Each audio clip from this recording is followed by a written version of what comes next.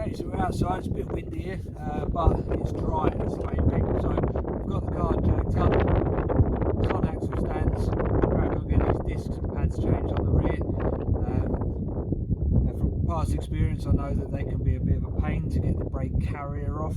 Caliper itself comes off fine, but the carrier at the back there are some M14 triple square bolts. They tend to seize up, can be a bit of a pain. Trying to do it on the floor, we'll see how we get on with that. So we'll start off by undoing the bolts at the top here, there, one at the bottom here, and then we can take the caliper itself off to give us access to the brake pads. Once the pads are off, we can then see if we can attack this carrier and get those off. So it's jacked up, it is secure. Obviously the handbrake is off, the handbrake mechanism is a part of the caliper. We wouldn't be able to get it off with the handbrake on, so yeah, we're going to get that done now. So let's get into it. Okay, so to get the caliper off, we have at the top, we have a 13mm bolt there, and one at the front of the carrier here. Show you that. So there's a bolt at the back there, and also one there.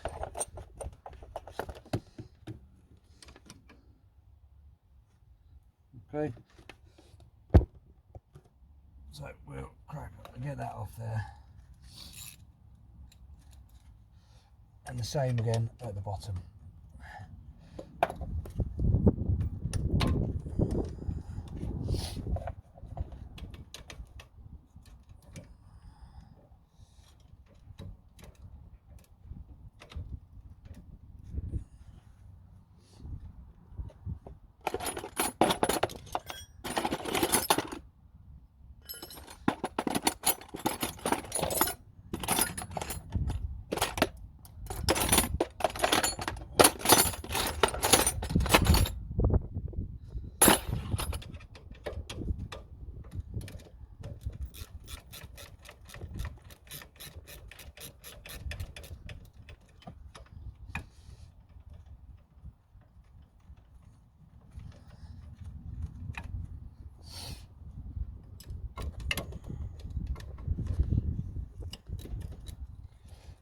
Big head in the camera.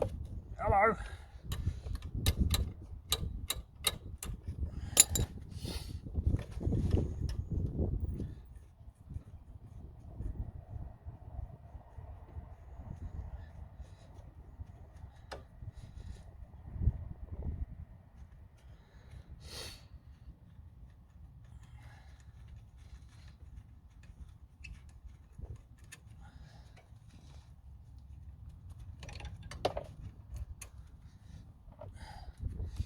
There we go, two 13mm bolts removed from the caliper. So this part, this is the bit that has the piston in it, which supports the pads. As you can see, it's a bit tight. Might need a bit of leverage on that one.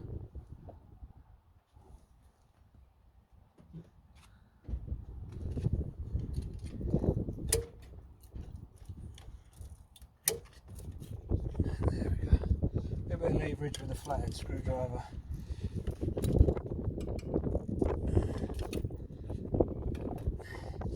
And there we go, that's the caliper removed, exposing the pads in the carrier.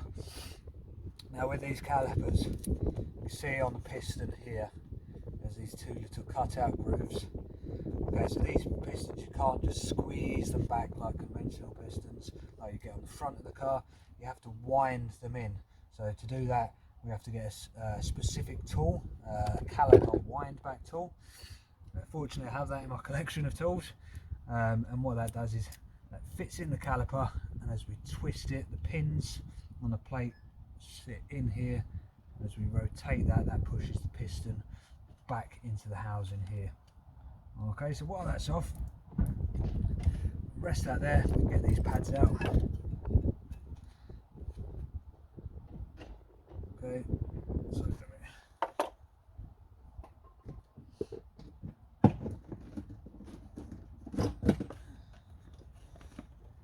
so in comparison, to the new pads, there's quite a bit of difference there. Okay, so we've gone for MTECs, not a bad brake pad at all. We'll get those put in. So that's the outer pad removed, inner pad also removed. Okay, also on the caliper here, you can see that we have these little metal shims. Okay, they just press into place, and obviously they get loads of dirt and debris on them, so it's important to take them off. We can clean them up. If they are damaged, we will replace them, but clean them up, some copper grease on the pads, they'll be as good as new again.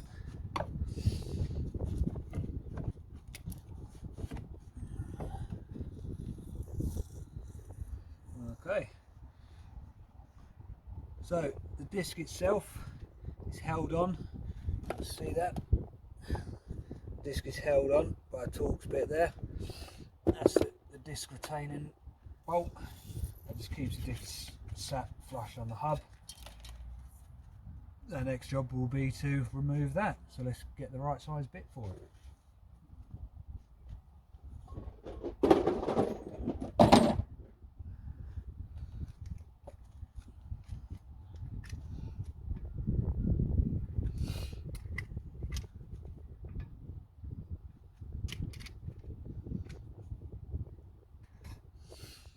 There we go.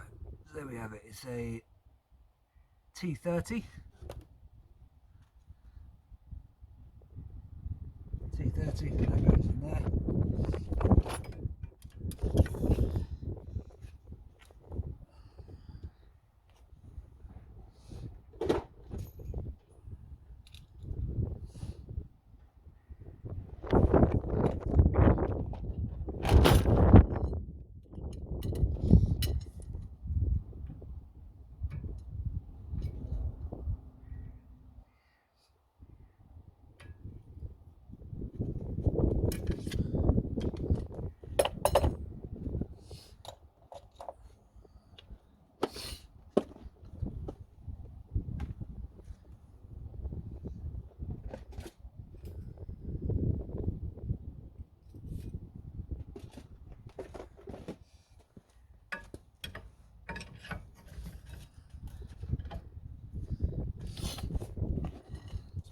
Okay, so you can undo this while the brake pads are still in situ. It does make it easier.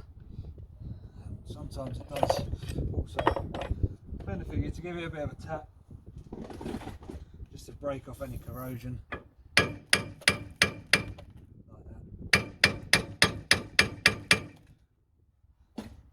Unfortunately though, they don't always come off as you'd expect.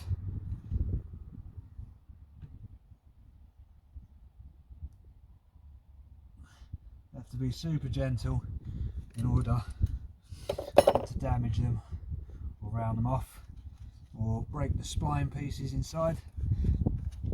They can be quite delicate, so not too much force. Don't use an impact driver on these retaining bolts, otherwise you're just going to create more work for yourself in the long run.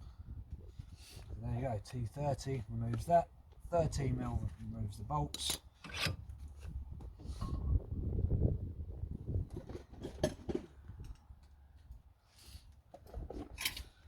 Now I did see on the internet that somebody says they can get the discs off without removing the carrier. Now, in my experience as a mechanic, you can't do it. But on the Volkswagen forums, there's been a few comments where people said I've managed to jiggle it past. So, I'm going to give it a try. If I can save getting this carrier off, then we're on to the winner. We'll give it a whirl.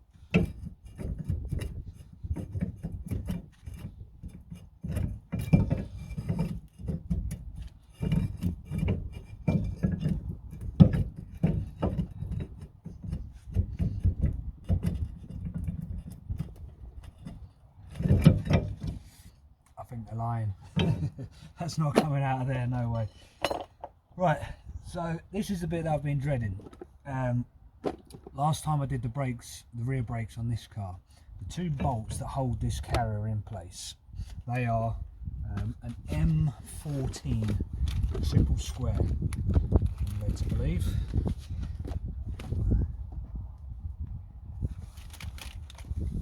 Which is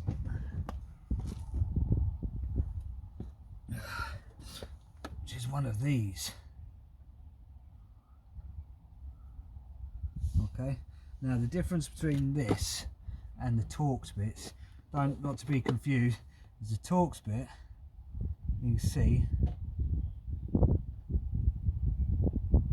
6 points. The triple square, then it's 12. Okay. Now, last time I did these, it was the passenger side rear. Because they're sat right behind the wheel, they get full of rubbish, full of crud, and they tend to seize up quite easily. Doing it on a driveway, you don't have enough room under the car to get some really good leverage on it to get these. Last time I did it, the bolt snapped and I had to drive it to a garage to get them to get it in the air to drill it out. But so it was 2 years ago I changed them, so I'm hoping that they're not as seized as they were the original time they were done. So let's see how we get on with that. Okay, so that was a nightmare. Managed to crack the bolts off. They're not as tight as the last time I did them. Last time, like I say, the bolt snapped. They've been in there since day one. Changed these 2 years ago, so I knew they'd be bad, but they're not as bad as they were. Cracked knuckle, but these are things to be expected. So my breaker bar is a very, very long bar.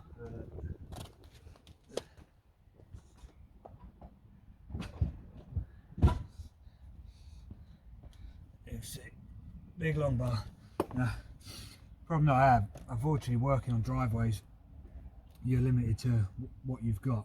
We don't have a ramp or anything like that, so I can't get the car high enough to get full purchase, get this on the bolt behind there, so kind of have to make shift and do what you can do.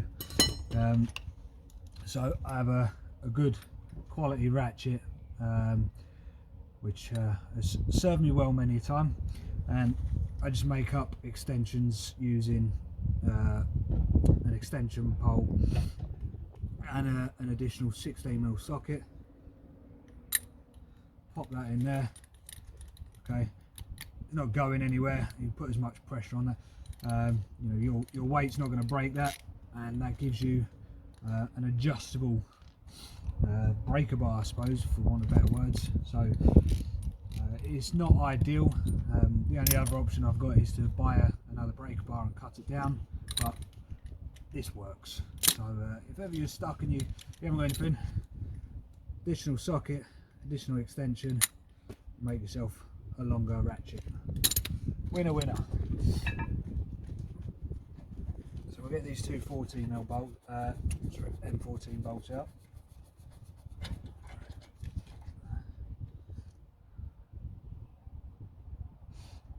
And they do get quite badly corroded, as all the stuff from the road gets thrown up at them. The passenger side, as I've come from experience to learn, is generally worse, because obviously that's where everything on the road goes towards the curb, so it does throw up even more stuff. There we go, 2 bolts, and that is, say, the M14 triple square. That is the one that holds the carrier onto the vehicle. So carrier off, caliper off, disc off, and there we go. So what I like to do is get all my old parts, put them to one side, have a bit of a tidy up as we go, and while it's all off we can have a quick look around, So it's quite a lot of loose crap on here. So while we've got access to it, we'll give it all a good clean up. A bit of a stiff wire brush and a screwdriver. And we'll clean it all up prior to getting the new discs back on. So once everything's off, so I've been around with a wire brush on the hub itself, cleaned everything off there, stripped the carrier. So the carrier, like I say, it has these metal shims. Metal shims sit in there. Look at it the right way around. Metal shims sit on there, like so. And the brake pads sit in these grooves here. Let's get there. Brake pads sit in these grooves here. Okay, so when it's set on the disc and the caliper's all on place, when you press your brake pedal, the piston in the caliper pushes the pads and the pads will slide in these grooves here. So it's very important that they're clean and there's grease on them, copper grease, so that the pads, when they do meet the disc to apply the brake force, you want them to apply flat. You don't want the bottom part of the pad sticking in the carrier and the top part moving freely. You'll end up with uneven brake wear and poor brake efficiency. So very, very important that if you are taking your carrier off or you are replacing your pads, it's very important everything goes back clean or replaced for new. So these shims, don't get any of these shims within the box itself, so these will be cleaned up, wire brush, screwdriver to scrape off any excess stuff, some brake cleaner, all to ensure that it is smooth and everything sits correctly. Also, while you got your carrier off, it does benefit you. So these are the sliders, you see they move around. So in there, it's very, very important that there's no dirt or crap sitting around under that rubber boot. So it does pay. Just slide on and slide off. Okay. It does pay to make sure that they are clean and well lubricated prior to installing the new pads. So I'm going to get that carrier all cleaned up, re-grease those pins and sliders, make sure there's no dirt in the rubber boots on them. The next step after that is, as I previously stated, we have to wind back this piston. So I'll get that cleaned up and then we'll get on to pushing the piston back. Okay, so everything is now cleaned up. We're ready to, everything's ready for reassembly, other than getting this rear caliper wound back. This here is a caliper wind back tool set. I'm pretty sure on the Golf, if I remember correctly, one of the calipers is a right hand thread and the other one is the left hand thread. Can't remember which is which though, so we'll find that out. So what we do is we find the correct tool for our caliper and we make sure that the two pins, see the pins, they line up with the cutouts on the piston. Okay, can't remember what size it is, so I think it was a 6 or a 7.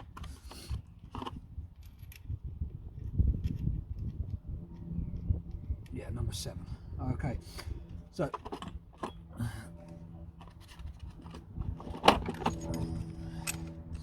get the tool set up. Okay, so as excuse the aeroplane. Okay, so that's the tool pretty much as it's set up. Okay, the piece that goes in the piston is there, and that just sits 2 holes on there like that. So that's it set up. So as we secure this within the caliper and we rotate it, as you can see, it comes out and that should push the piston back into the caliper.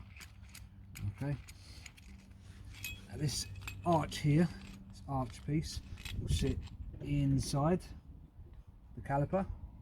Hope you can see that well enough.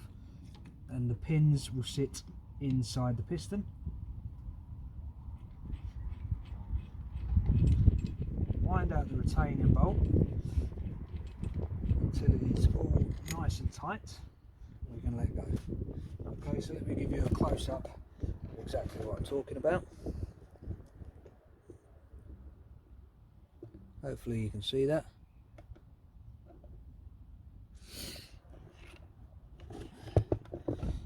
Okay, so what we'll do now is we'll hold it in place. Hopefully it's the right way, and we'll wind this piston back, all being well.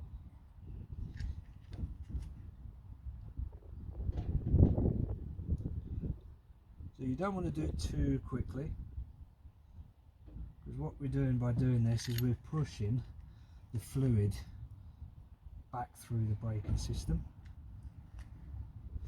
Okay, if we're pushing fluid back through the braking system, we don't want to go too fast. Okay, so we're just winding it back nice and gently until it is fully wound.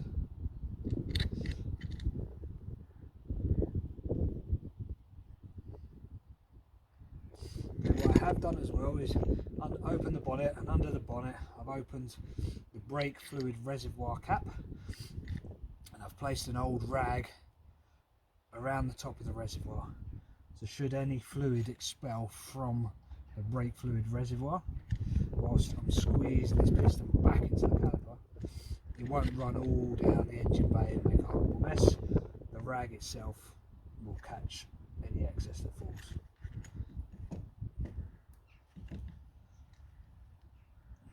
There are different ways of doing this. You can get a pneumatic tool, I believe, which does it all for you. You don't have to wind it, it winds it in at a set pace. You can do it by cracking the bleed nipple off rather than taking the reservoir cap off.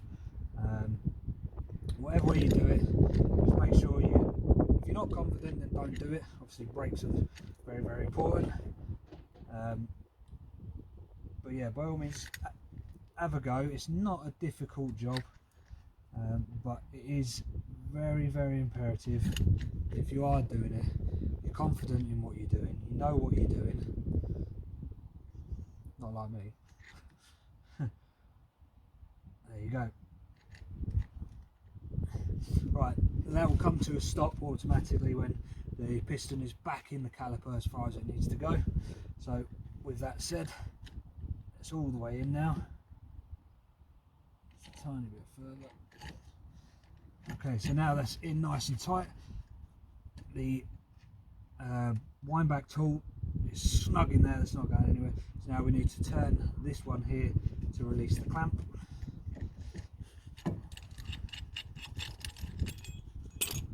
As you can see, the piston is now all the way back where it needs to be. Easy as that. So while I think about it, just to give you a rough idea, so I've been out here now. By the time I've got my tools out, jacked the car up, put it on axle stands, got all the parts out, struggled with the bolts, the tools, extra tools I've had to buy, the M14's triple square. All in all, it's probably taken me I don't know, maybe 2 hours so far. Obviously I've been stopping to do the video. It's taken me about 2 hours to get this done. The cost to me, if I total up the cost of all the toolkits, all the parts, stuff like that, I'm probably over £300 straight away. Now I did speak to a local garage and they did quote me, if I supplied the parts myself, because we've gone for upgraded parts rather than the standard parts, I was quoted it was £120 plus the VAT to fit my own parts. So to give you an idea, if I could save myself a whole load of time and effort and laying on the driveway, take it to a garage, 120 quid, job's done.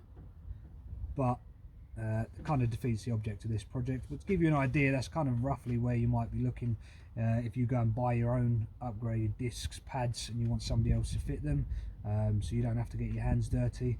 Anywhere, I would imagine between 100 and 50, 200 pounds, depending on where you go. Save you getting your own hands dirty. but I'm having a great time doing this, so I'll keep my money in my pocket for now. And yeah, it's a bit more rewarding when you do it yourself. So piston is wound back, carrier is clean, sliders, I've cleaned those, I've greased those. Only thing left to do, I'm going to clean inside the caliper itself. I'm going to get rid of all of that dirt in there.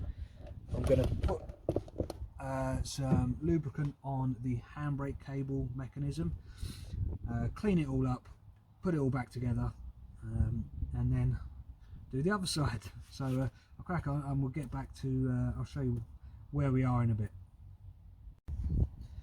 Okay, so with everything all clean, we can start the rebuild process. So as you can see, the old discs are just standard solid Volkswagen discs.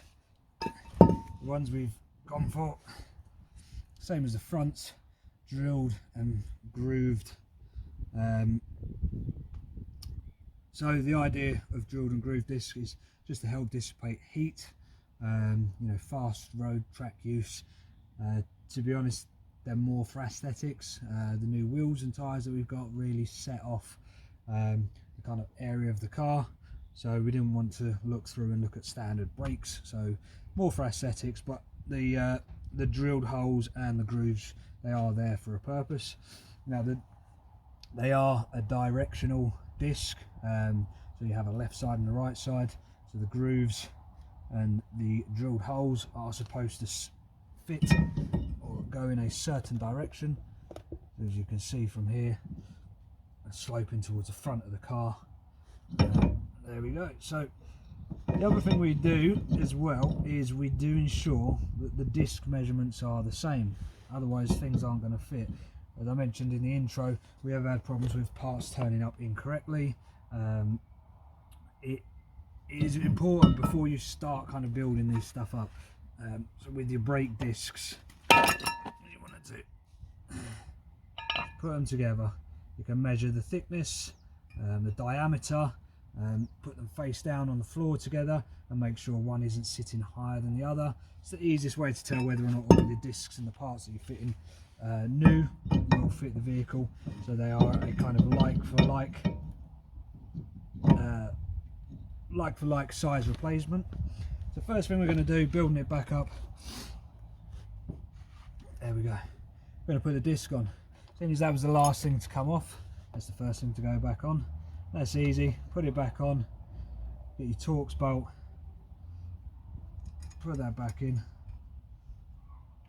Okay, now all new bolts with regards to brakes, depending on who you speak to, how they've been taught, is to put a little bit of thread lock.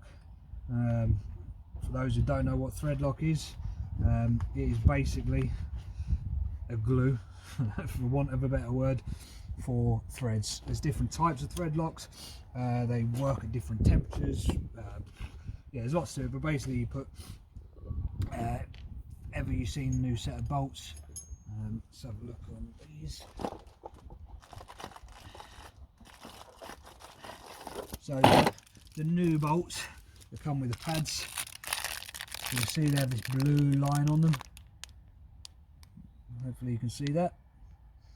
So if you get new bolts, always recommend using them. Again, make sure they are the same thread pattern, the same length. You don't want to install the wrong components, but the idea behind that blue line is there's a thread lock that helps to lock the bolt in place when it's in, prevent it coming undone, unwantedly undone, should I say.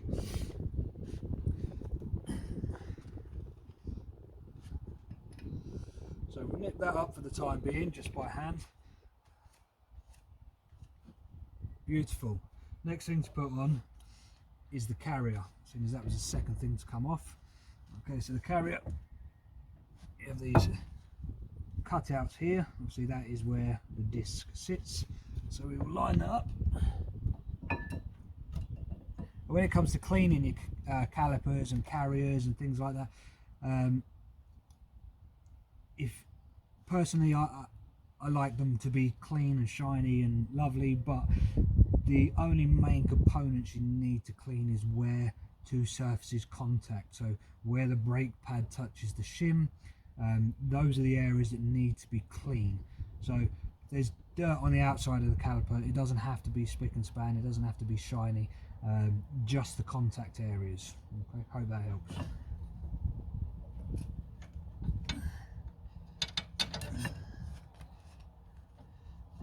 So we line up the holes at the back. I'm going to put just 2 bolts in, back where they came from. Unfortunately, you don't get new bolts when you order a disc and pad set. If you want to replace the bolts for brand new, you'll have to order them direct from either the manufacturer or a aftermarket place that carries them in stock.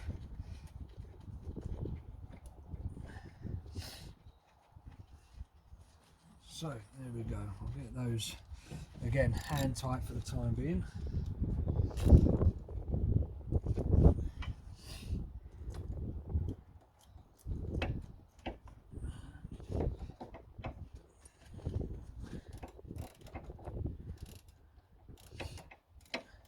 Probably shouldn't jinx it, but the rain's holding off.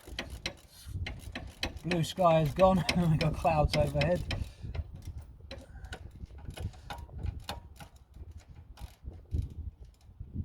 Unfortunately, as good as German engineering is, they don't half make things more complicated than they need to be.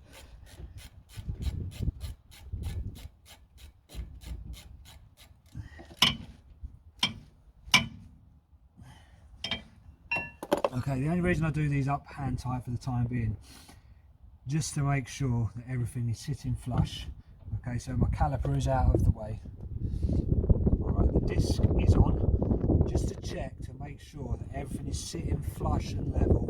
What I can do now is I've got my shims in, they're clean, and I can visually check and spin it to make sure that there's no deviation in the disc. If for any reason there's a deviation in the disc, when you can spin it, you can look down on it. And what you don't want, because it can happen, is the disc to be warped, or you can realise that you've not put something back correctly, and then what you don't want to do is put it all back together, go for a drive, and realise that it's not done properly. You've got to redo it all again. So it doesn't take long to do, but good for peace of mind that if you check every stage, make sure that everything is sitting flush, everything is going how it should go, you're not going to have any problems later on down the line where you've then got to get all your tools back out, jack the car back up, just because, you know, there was some dirt on the hub, or the disc itself is defective. Yeah, number of things. So always check each stage. You put your carrier on, check everything. Put your disc on, check everything, make sure it's not catching anywhere. Next job, pads back in. So let's grab the pads.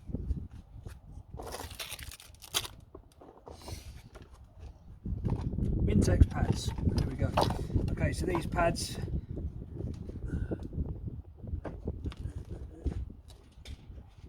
there we go. Again, same as with the discs. Ensure that they're the same. So back to back, put them together. What you're looking for is make sure that the cutouts are in the same position. Alright, just make sure it's right. You don't want to get to this point and then realise you've got the wrong pads. And if it's your daily driver, you've then got a car with no pads and you can't get out to get any. So yeah, always kind of, as you start the job, make sure everything is as it should be. These pads, they do come, as I say, with new caliper bolts. They've already been thread locked, and they also have shims on the back, and they just clip on the back of the pad. Dead simple. So as I said to you previously, these tabs here, they sit in the grooves, and this is where you need to make sure it's clean so that there is free movement. What you don't want is them sticking and grabbing and wearing your pads unevenly or your discs unevenly, because then you're not going to get the full extent of the use you should be getting. So get these clean, greased up and put in place.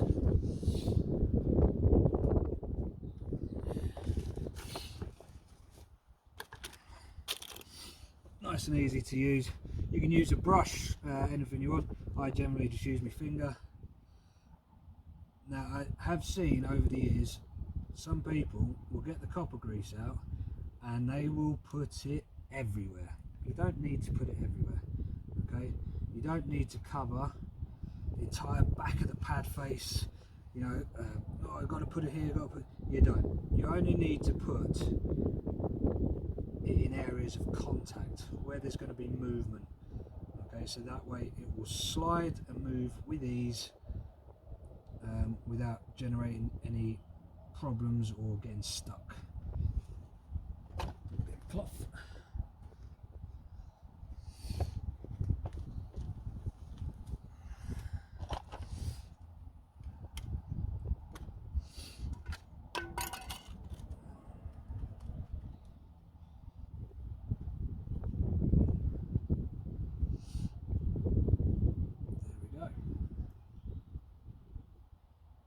So, nice and easy. Try and avoid getting any copper grease on the pad face. Common sense that, you don't want it greasy where you want it to be applying friction for it to stop. Okay, rear caliper, rear pad goes back into the shims first. And again, as I said previously, what I do like to do, look at that, it's nice and free. It's not sticking. If it's sticking, there's something not right. So there's no good trying to force these things in place. They are designed to move around very, very slightly, obviously, but they are designed to move around, to go on and off the disc as you apply and release the brakes. I do hope I'm not boring you all here, but I am having a great time here. Sat out on my driveway. It's not raining for once. You know, just talking to myself, talking to you guys. You know, working on this car, which is very special to me. It's almost like working out here with me little brother, you know what I mean? He's here with me in spirit. So yeah, what better way to spend your day? Tell you what, with a beer would be nice. Anyway, okay, it's the same again. Just copper grease the points of contact. We're going to put it in, slide into the clips, simple as that. So there, as you can see, we have discs and pads in place, greased, cleaned, nice and freely moving. So the last part of this bit is to put the caliper back on. Okay, so what we're going to do, we're going to get the caliper and you want to slide it in place nice and gently. There we go, that's the caliper in place. So remembering we have new bolts.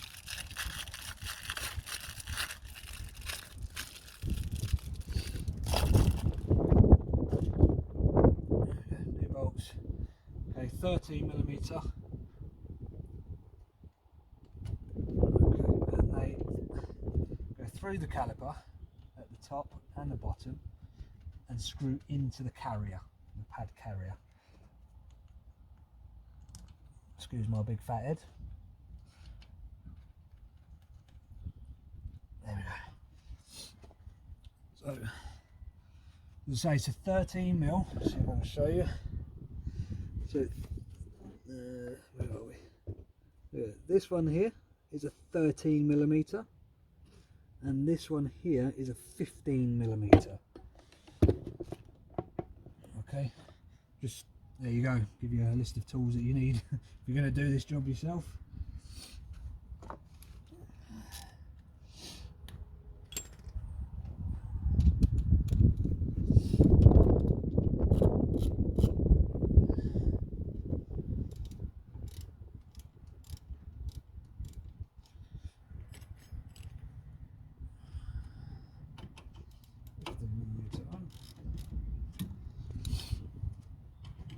Same again at the bottom one.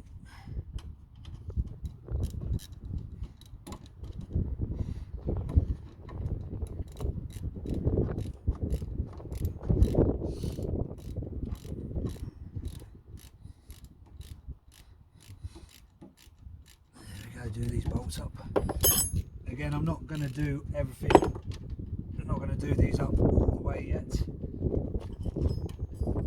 not until I'm happy that everything is in place and where it belongs.